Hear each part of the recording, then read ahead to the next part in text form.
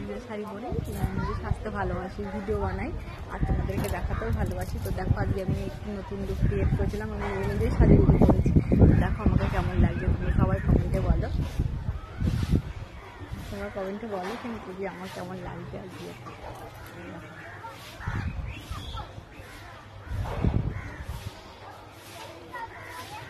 আমি নিজেই সাজতে বুঝতে খুব ভালোবাসি, আমার নিজেকে খুব ভালো লাগে সাজতে বুঝতে, নিজেকে নিজে দেখতে আমি খুব ভীষণ ভালোবাসি।